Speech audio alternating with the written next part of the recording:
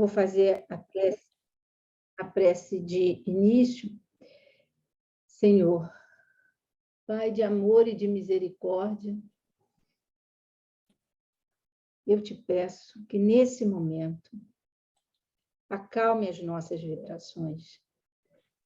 Nós sabemos que muitos de nós somos testados nos dias dos trabalhos, nos dias que estamos tentando fazer as nossas meditações e tentar ter um recolhimento. Parece que tudo tumultua, parece que as coisas não seguem a serenidade e a tranquilidade de outros dias comuns, né? Mas tudo isso, na realidade, é também para nos fazer ter a persistência e a determinação, trabalhar com a nossa vontade, com o nosso coração, na certeza, Senhor, que é nesse momento, é aqui que nós temos todos que estar unidos na tua vibração, junto contigo, pensando nos teus ensinamentos. Nos protege e nos ampare, Senhor, para que possamos ter uma noite tranquila, graças a Deus. Eu vou falar sobre esse livro aqui, Escutando Sentimentos, tá? Que é da Hermance Dufour, que eu vou falar dos dois últimos capítulos, o 20 e o 21. Caldeirado, ele trabalha como socorrista nas regiões abissais da erraticidade, né? Nas regiões mais profundas, onde há muito sofrimento. E ele foi convidado pela Maria Modesto, que é uma das coordenadoras e orientadoras do Hospital Esperança, que é um hospital no plano espiritual, para vir dar uma palestra, tá?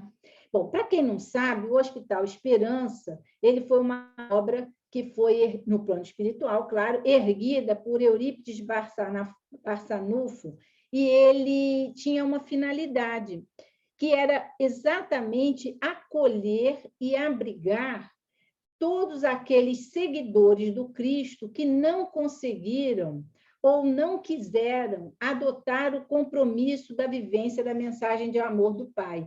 Aquilo que previamente, na encarnação anterior, quer dizer, antes deles encarnarem, eles haviam assumido aquele compromisso. Então, ali você vai ter a reunião de muitos espíritas, muitos católicos, muitos evangélicos, que o processo do desencarne, vão acabar indo para lá para serem, então, ajudados. E eles têm grupos de reencontro. Esses grupos de reencontro são como se fossem reuniões terapêuticas, né? Que são coordenadas por psicólogos e que, após uma encarnação, as pessoas, os espíritos vão até ali, aquelas reuniões dentro do Hospital Esperança, e vão, então, fazer uma avaliação desse último desencarne deles, como foi a última da última encarnação, como é que foi, e, principalmente, a partir daí, criar projetos para a futura encarnação. Então, basicamente, ele foi chamado para falar e para estimular aqueles grupos de reencontro que tinham esse objetivo. Eu vou, claro, que resumir a palestra, porque o capítulo é muito grande.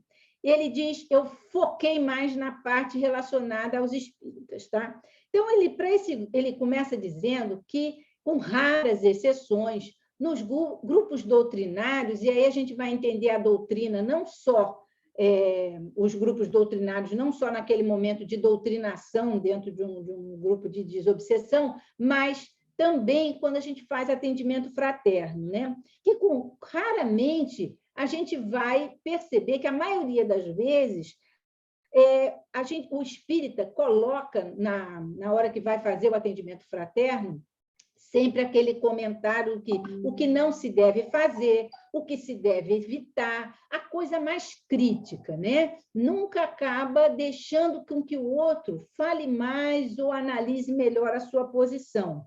sempre foca muito nos exageros das doenças, né? Doenças psíquicas ou até doenças kármicas, né? E pouco se fala dos métodos da cura, seja ela a cura do ponto de vista espiritual, a cura das doenças psíquicas e até a cura física, através de toda a ajuda psíquica e espiritual. A gente sabe que os preceitos, né, que os valores doutrinários são fundamentais. Ele não está querendo dizer ali que você tem que abrir mão disso, não colocar isso no comentário quando faz um atendimento fraterno, ou lá, para aqueles espíritos que desencarnaram, que estão ali fazendo essa análise da última encarnação, né? A gente sabe que é importante trazer as leis morais, os valores morais, pontuar o que a doutrina define, mas ele coloca a importância de se entender que não é uma receita de bolo. Por quê? Cada espírito que está ali, seja aqueles que estão desencarnados lá no grupo de reencontro, ou aqueles que estão diante de nós num atendimento fraterno, ou até num bate-papo informal, eles têm particularidades. E o que são essas particularidades? São as suas vivências anteriores, são as suas experiências anteriores, né? Que vão, na realidade, contar muito para aquele entendimento desses valores e como utilizar esses valores e como pontuar na sua vida uma série de questões doutrinárias. Então, não dá para se dar uma receita de bolo. As pessoas, na realidade, estão ali muito em busca da resposta de uma pergunta simples: como é que eu posso ser feliz? E esse feliz, não estou falando em curto prazo, como é que eu posso ser feliz em longo prazo? Como é que eu posso buscar essa paz interior, esse equilíbrio interior que vai me trazer a felicidade, né? Então, ele diz também que é claro que quando a gente cita os valores morais e os preceitos doutrinários, eles não nos seduzem muito, porque eles requerem disciplina, requerem um certo sacrifício, né? Um certo comprometimento, e que muitas vezes isso acaba não seduzindo os espíritos mais fracos ou até os encarnados que estão ali ouvindo, né? E a gente acaba partindo para a conversa num processo mais de autodesvalorização, ou seja, coloca uma conotação sempre repressora naquela análise, naquele diálogo. Tipo, cuidado com a vaidade, hein? Você está inflando o seu ego. Todos nós somos muito personalistas, somos egoístas, nós já falimos muito por vícios. O orgulho é uma doença, hein? Cuidado. Os espíritas são todos melindrados, qualquer coisa que fala, eles se aborrecem. Precisamos de muita tarefa para buscar a paz. Quando a gente, às vezes, tem que entender que a paz é uma paz interior, né? E que, aos poucos, quando a gente consegue encontrar esse equilíbrio da paz, a gente consegue, talvez, trabalhar e produzir muito mais. E a famosa frase: você está obsediado. Às vezes, dependendo do que ele diz, com raras exceções, muitas vezes, todos que vão à busca, às vezes, de uma palavra, ou até aqueles espíritos que ali foram, né, já desencarnados, poderiam estar em situações dessas. Então, ele diz que não é por este lado que nós temos que buscar a reflexão do que foi a última encarnação, ou, para aqueles que estão encarnados num atendimento fraterno, buscar a reflexão do que estão fazendo com as suas vidas, né? Ele até coloca, são recomendações importantes para o crescimento, mas a gente tem que acabar com aquela ideia que o espírita pode isso, não pode isso. O espírita é isso e não aquilo que ele pensa ser, né? Ele coloca a importância de você valorizar a singularidade, o que cada um é, o que cada um traz de bagagem, de vivência, de sentimentos, de experiências, daquilo que tem dentro de si. E aí a distinção de que individualidade é diferente de individualismo, né? A individualidade é a educação das potencialidades do self, onde eu vou fazer com que a minha individualidade cresça, trabalhando as minhas potencialidades. E o individualismo, na realidade, é muito mais uma conduta egocêntrica, onde eu só quero destaque e prestígio, né?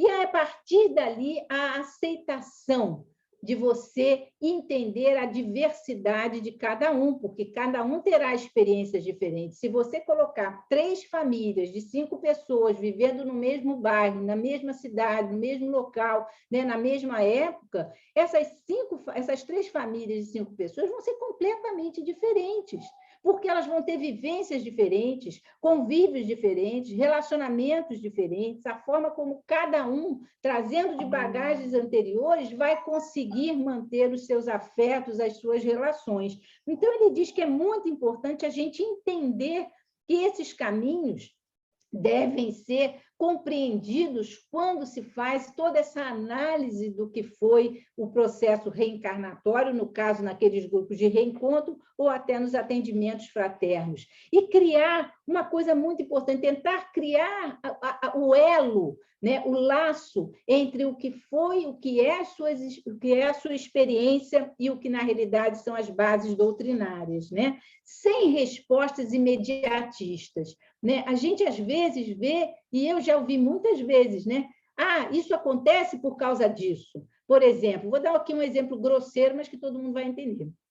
É uma pessoa, uma pessoa que nasce sem a perna ou que eventualmente num caminho de vida é amputada a perna por alguma doença, vai todo mundo dizer, porque você arrancou a perna do outro na outra encarnação. Não é tão simplório assim. A gente não pode pensar que as coisas são assim para todo mundo, quer dizer, todo mundo que não veio sem uma perna ou que teve que amputar uma perna por causa de alguma doença, foi porque na outra vida arrancou a perna de alguém. Não, gente, as coisas também não são assim. É esse entendimento que essas respostas imediatistas, que comentários, às vezes, um tanto quanto automáticos, devem ser, às vezes, repreendidos. A gente deve evitar fazer, né? Porque, na realidade, às vezes, a soma, as intenções, as experiências, os sentimentos vão nos mostrar que, às vezes, aquilo ali não tem relação com aquele comentário que eu estou fazendo. E aí ele começa a dizer que no amadurecimento espiritual natural de todos nós, vai haver um momento em que nós somos chamados, em particular, para o momento de ascensão. Então, há algumas encarnações nossas vão ser momentos importantes de ascensão para a gente, né? E que depois de muito esforço e disciplina, vai vir, aí sim, não um mergulho nas minhas falhas, nos meus erros, nas minhas agonias do passado, mas sim uma valorização daquilo que eu tenho de melhor, das minhas qualidades, que ele até chama o fruto interior do acrisolamento da personalidade, que eu nem sabia o que era o ato de se acrisolar, que é a purificação e o reforçamento de qualidades. Então, ele diz que quando nós estamos num processo de ascensão, nós somos convocados a buscar aquilo que nós temos de melhor, até para termos confiança nesse processo de crescimento. Para nós não, porque se eu só olho o meu lado ruim, se eu só olho as minhas falhas, aquilo que eu não presto, gente, como é que eu vou ter confiança que eu vou conseguir alguma coisa? Se eu vou para um emprego, pensando, numa entrevista de emprego, pensando que eu sou uma porcaria, que eu não sei nada, que eu não fiz nada na minha faculdade, que eu não aprendi nada, qual é a confiança que eu tenho numa entrevista e até num trabalho de eu me mostrar, de eu demonstrar o que eu sou? De eu poder até ir para um movimento de crescimento dentro de uma empresa, mas com confiança. Então, ele diz que é fundamental, nesse momento que a gente vai ser convocado, e cada encarnação é um convite a um processo de ascensão, é claro, nós devemos ter também a confiança desse nosso lado de qualidades, o que nós temos de bom dentro de cada um de nós. O que vai nos fazer pensar o que eu quero dessa encarnação, né? Quando ele fala daqueles grupos de reencontro que estão tendo a noção e estudando a responsabilidade dos seus próximos projetos para a próxima encarnação, né? Estarei manifestando a minha singularidade ou estou apenas seguindo conceitos e julgamentos e convenções?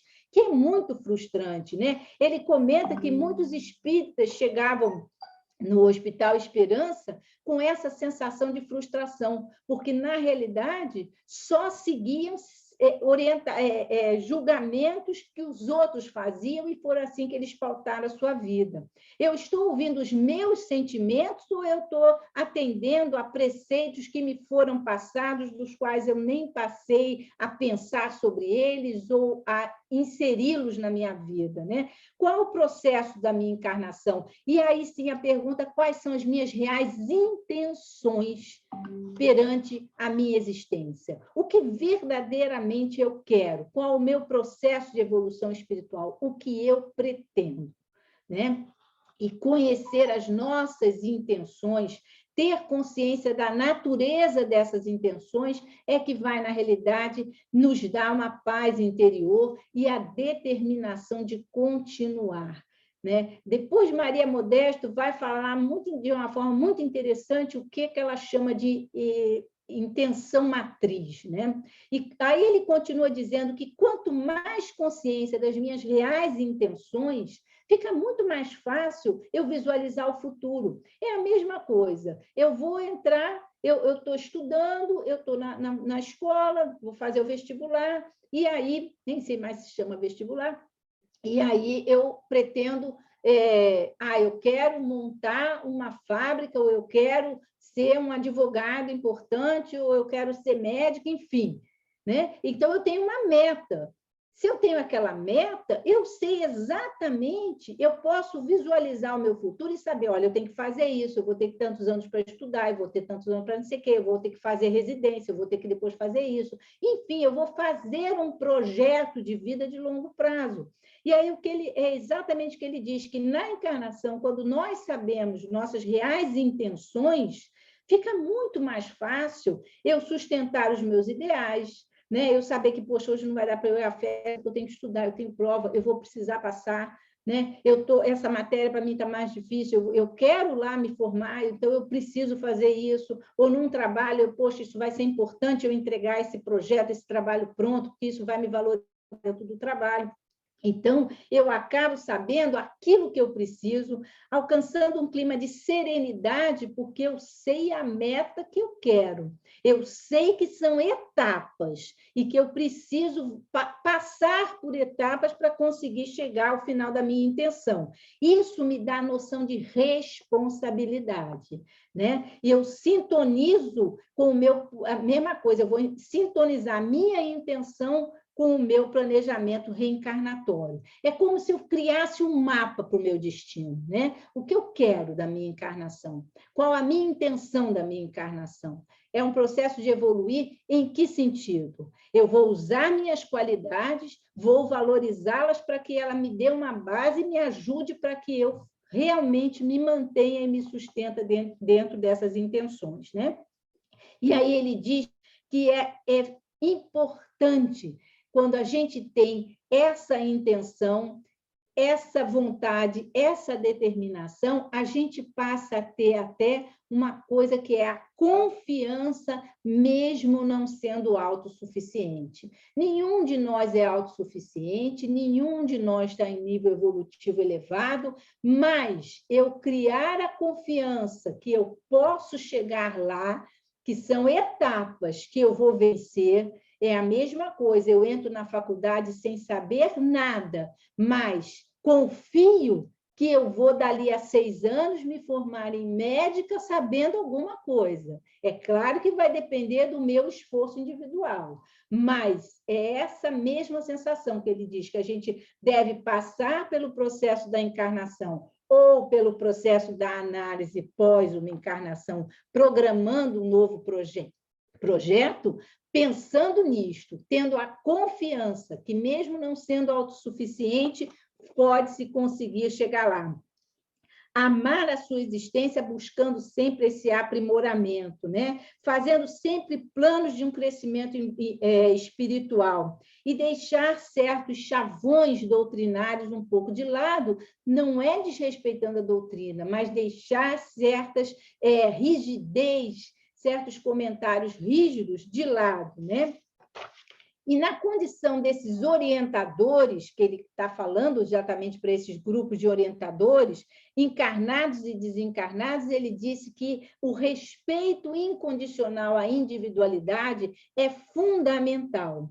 Nenhum de nós sabe a intenção do outro. Nenhum de nós sabe, na realidade, conhece as intenções da ação de cada um, por que cada um tomou essa atitude, A ou B, e também não temos o direito de julgar. É verdade que nós temos o direito de tecer o comentário sobre, né? Somos humanos. Acho que fulano fez isso errado, ou isso, enfim. Mas não julgá-lo colocando dentro, na realidade, de um modelo de perfeição, porque nem nós temos esse modelo de perfeição, né? E a gente faz isso até frequência, até em conversas mais informais, né? Ele até diz que no Hospital Esperança era muito comum perceber os espíritas ruminando: fiz o que não queria e deixei de fazer o que precisava, né? Desconheciam ou deixaram de acreditar nas suas próprias intenções, e daí acabavam fazendo o que teciam de orientação para ele sem questionamento, né? Muitos companheiros, se seguissem a sua voz interior, poderiam ter aproveitado melhor a encarnação, e é um grande sentimento de frustração. E ele fala que isso não é um ato de egoísmo, nós olharmos para nós, olharmos para as nossas intenções, buscarmos valorizar aquilo que há de melhor em nós. Isso não é um ato de egoísmo. Ele até coloca: Cristo, na sua doutrina, falou que o amar a si próprio é importante também, né? E que nós temos muito medo de, às vezes, estimularmos esse auto-amor, mas, pelo contrário, né, nós não devemos, ele até diz, os grupos de reencontro devem se lançar sem temor ao exercício da atitude de amor a si mesmo, né? Estamos no tempo das descobertas dos nossos sentimentos na alma. Mais do que nunca, o autoconhecimento passa por esse processo de se conhecer o que se sente, saber quem se é e, principalmente, se amar, né? E para conhecer esse reinado das nossas intenções, o que é a minha real intenção, nada como a gente ter o hábito de se observar, de meditar, de se perceber diante das coisas, quais são os sentimentos que estão me movimentando e por onde eu estou me sentindo inclinada, né? Ele diz que a tarefa dos autênticos educadores espirituais reside em devolver ao homem a sua própria consciência. E aí ele fala uma coisa muito interessante, que eu achei muito legal. A gente deve abdicar da ideia, eu tenho que escutar isso muito, abdicar da ideia que nós acreditamos que nós sabemos o que é melhor para o outro. Na realidade, nós não sabemos o que é melhor para o outro. Cada um tem a sua intenção, a sua vivência, a sua experiência, o seu sentimento, e cada um, aos poucos, descobre o que é melhor para si mesmo, né? E aí ele fala, novamente, do reencontrar a sua consciência através de observar a linguagem do seu coração, né? Observar os seus sentimentos, que nada mais é nossos sentimentos, são espelho do nosso coração. O que nós estamos sentindo? Por que aquilo me angustia? Por que aquilo me alegra? Por que aquilo me faz pensar? Por que eu estou me sentindo aqui assim? Por que aquela relação me traz um mal-estar ou não? O que eu posso fazer em melhorar uma relação sem critérios muito de que eu estou sendo humilhada, eu estou me humilhando ou não me humilhando? Não, o que meu coração fala para que eu faça? Seguir mais essa intenção, essa voz do coração. E aí ele diz: o tesouro da alma está na nossa intenção. Onde ela se situa, aí está o seu coração e os seus sentimentos, né? E ele diz que a intenção, ela diferencia um ato, sem sombra de dúvida. Nós vamos ser julgados não pelos nossos atos, nós vamos ser julgados pelas nossas intenções, né? E aí o nosso grau de culpabilidade vai variar muito, né? Ele diz que Deus é justo, ele julga mais pela intenção do que pelo próprio ato. A intenção, ela atenua uma falta, sem sombra de dúvida. Não há culpabilidade se eu não tenho intenção de fazer algo ou se eu não tinha consciência perfeita do mal que eu estou praticando. Não há dúvida. E aí ele cita uma série de atitudes que foram do passado, óbvio, né, que não tinham intenção. Ele diz Judas com intenções amorosas, porque ele achava que o Cristo deveria ser um agente político e não entendia, não tinha a sensibilidade de perceber aonde Jesus Cristo queria chegar, ele sucumbiu sobre os açoites do poder e traiu. Pedro, com fiéis intenções, descuidou da vigília e negou. A mulher adúltera, que recebera o apodo da multidão, foi amparada por Jesus, porque ele sabia a nobreza das suas intenções perante a vida, né? Apesar de ter atos que eram criticados pela sociedade da época. Saulo, um perseguidor implacável, trazia na alma intenções louváveis com o bem, e Jesus descerrou-lhe os olhos das escamas da ilusão. Nicodemos possuía aspirações de valor, mesmo constrangido pelo preconceito. E Tiago, por amor à casa do caminho, consorciou-se ao judaísmo, permitindo concessões doutrinárias. Mas todos tinham intenções boas e seriam julgados pelaquela intenção. No capítulo seguinte, que é o capítulo 21, o último, Modesta pergunta a todos que estão do grupo ouvindo o que eles sentiram diante daquela fala, né? Muitos choram e até falam que percebem que a vida passou por eles e que eles não passaram pela vida, eles não viveram, apesar de não terem se arrependido daquilo que fizeram na vida, mas que poderiam ter feito muito mais. E aí ela fala do que é a intenção, e eu achei muito interessante quando ela diz que a intenção, ela é uma força de atração que emana da nossa alma, que é capaz de aglutinar, ordenar e equilibrar os nossos potenciais, que ela é um campo de gravidade que organiza e sustenta o nosso mundo mental, principalmente quando eu passo a ter consciência da minha intenção, né? Ela passa a ser um eixo de alinhamento da minha vida mental, porque ela se estende da minha alma, passando até o inconsciente, passando pela sombra, pelo ego, pela consciência. É um potencial organizador de saúde íntima. Muito interessante quando ela diz que a intenção base de todos nós, ela é tecida não numa encarnação, ela é tecida em sucessivos roteiros reencarnatórios da alma.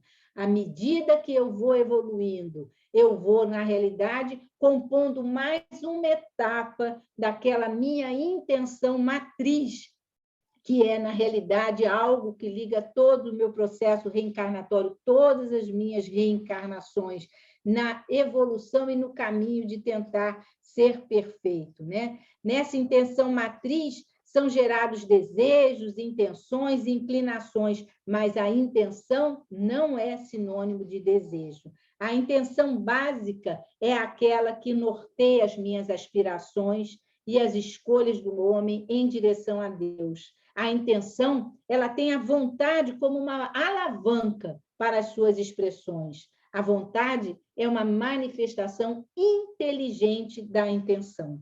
A intenção é uma conquista sublime do espírito depois da aquisição da razão. A intenção é o que buscamos da vida. Ela não é egoísmo. Conhecer a minha intenção básica, Modesta diz, travar contato com as aspirações que dela emana, é saber construir nossa autonomia em atitudes sadias, altruístas, que constituem o maior ato de amor a si próprio que a alma pode expressar. E aí eu pergunto a cada um de nós, quais são as nossas intenções? Não vou nem falar em todos os processos reencarnatórios, mas eu falo neste processo reencarnatório. Qual a minha intenção diante desta encarnação? O que eu posso, o que eu pretendo fazer? mergulhar nos meus erros, ficar choramingando as coisas erradas, confusas que eu fiz, as atitudes e as escolhas atropeladas que eu fiz, ou tentar valorizar aquilo que eu tenho de melhor, buscar o meu equilíbrio, gerar uma meta que vai me trazer um alinhamento e uma paz interior, porque eu vou saber que processo que eu tenho que caminhar. E aí eu convido a todos, principalmente aqueles que fazem o atendimento fraterno, ou quando nós vamos conversar com os nossos amigos, né? Sendo espíritas e conversar com os nossos amigos, não vamos julgar, ninguém sabe a intenção do outro, né? Ninguém sabe a bagagem que o outro traz, não é só essa bagagem dessa encarnação. Ninguém sabe os verdadeiros sentimentos, questionamentos e angústias que passam dentro de cada um. Então, vamos respeitar cada um de nós nas nossas particularidades. Plantar a semente da doutrina, dos valores morais, sem sombra de dúvida, mas entender que pensar diferente, fazer diferente, também pode ser uma forma de chegar ao mesmo lugar que eu estou tentando chegar. Chegar, deixa de julgamentos, né? Deixar de respostas imediatas. Às vezes eu ficava pensando, nossa, como é que todo mundo sabe, né? O cara fez isso, foi por causa... A mulher traiu o outro, a mulher foi traída por ele, foi por causa disso, disso, disso. Como é que pode? Não sabe, a gente não sabe o que se passa na vida de cada um, que injunções a vida trouxe, né? Que espíritos começaram a se entrelaçar na nossa rede de vida, que vieram de muitas outras encarnações, talvez, agora tentar um novo caminho, uma nova chance. Então, vamos pensar individualmente, vamos pensar, não é egoísmo, é um ato de auto-amor. Qual a minha intenção de vida? O que eu pretendo? E ser fiel a esse caminho, sabe? Não ficar batendo cabeça sem saber o que eu vou fazer, não. Eu quero me valorizar, eu quero ter paz interior, eu quero ter relacionamentos sadios com as pessoas que estão ao meu lado, né? Eu quero, na realidade, me entender com as pessoas que estão junto comigo. Eu quero ser uma pessoa que construa algo que me faça feliz e não apenas repita construções, ideias que os outros querem que eu faça. Isso não é real. Só vai ser real aquilo que eu trouxer lá de dentro de mim, com os meus sentimentos, a minha intenção básica e pautar e construir a minha vida. Uma encarnação é muito cara e a gente tem que ser rápida. Às vezes a gente não acha isso. Talvez, olhando do lado de lá, que eu não lembro, mas pelo que eles dizem, olhando do lado de lá, talvez a gente tenha a sensação que ela seja muito rápida, mas ela é muito cara. E nós estamos desperdiçando, né? Quantas encarnações? Quando eu paro para pensar que somos um planeta, em que somos um grupo de espíritos encarnando e desencarnando, desde que tudo isso começou, meu Deus, quanto tempo perdido. E nós só estamos no planeta de expiação e provas. Ainda falta tanto lá para frente. A gente não saiu quase do lugar pensando para trás quantas encarnações cada um já teve. Quantos erros repetidos.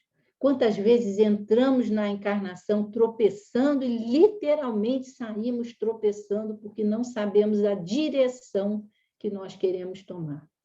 Valorizamos muito mais o que os outros pensam de nós do que nós verdadeiramente pensamos de nós mesmos. E às vezes nem sabemos o que nós pensamos de nós mesmos, porque estamos cheios de opiniões alheias, de comentários, de ideias, de preconceitos que não têm nada a ver, às vezes, com aquilo que eu sou, que eu sinto, os meus sentimentos e, principalmente, eu acabo sufocando as minhas intenções, a minha intenção matriz de poder evoluir melhor.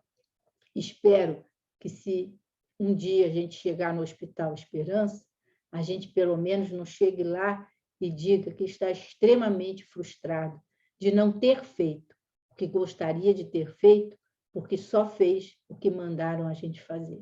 Seria muito triste viver uma encarnação só fazendo o que os outros mandam a gente fazer e não vivendo da forma que a gente acha e que deveria ser, que com certeza seria muito melhor, muito mais digna de um processo encarnatório.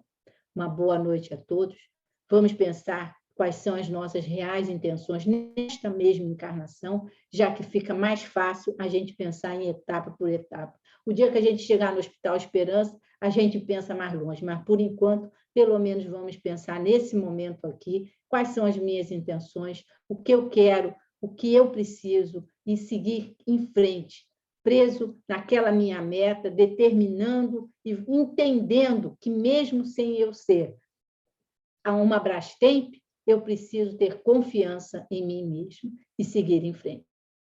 Boa semana para todos e tenhamos uma semana de muita paz.